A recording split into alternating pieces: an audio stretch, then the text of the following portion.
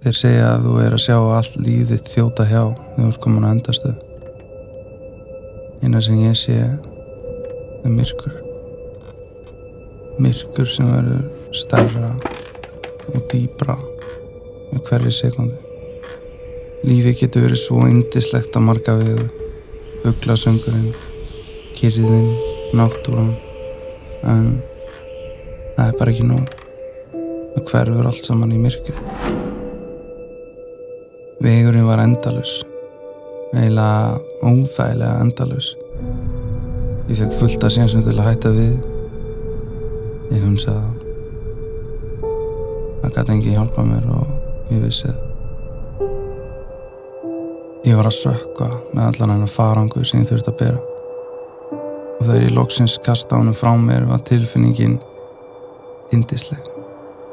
Allar áhyggjur sem fólk hafði að mér, allt vesenið í kringum mig, búff, farið og allir lausir.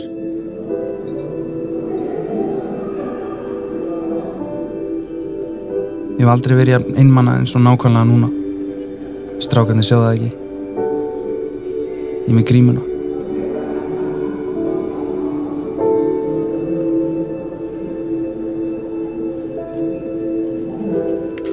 Þegar snjóbolli rúlar niður brekkuna, stækkar hann bara og minnkar ekki.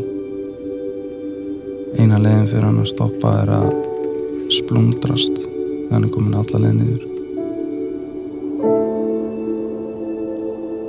Ég hef oft hort á okkur á vælukjófa í bíómyndum grenja yfir því þegar kærastan hætti með þeim og djöfull dó ég að þeim. Ég hlægi ekki núna. Það er alltaf þessi eini vinur í vinahópnum sem er lífið í öllum partíum. Í okkar vinahópi var þessi vinur ég. Þetta hefði bara alltaf verið mitt hlutverk. Og hinn streitandi það var stundum, það var elskaði það. Pabbi hefur alltaf haldið að hann sé fyndnasti maður í heiminum.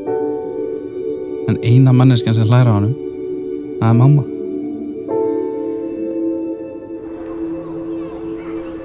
Ég veit ekki hversu oft við strákarnir leikum okkur í fótbolta eftir skóla í garðinum heima.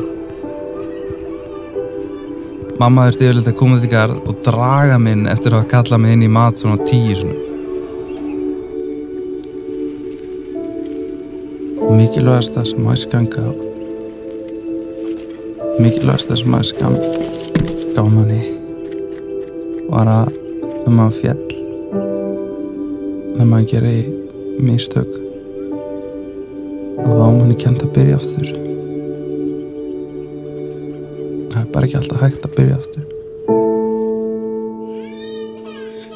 Öll byrjum við ferðalag lífsins á byrjunarrit. Við drögum fyrsta andan og öskrum hann síðan frá okkur áður en að mamma huggar okkur.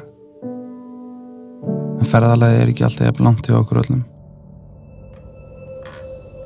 Á sumum er það stutt. Allt of stutt. En það þarf ekki að vera þannig.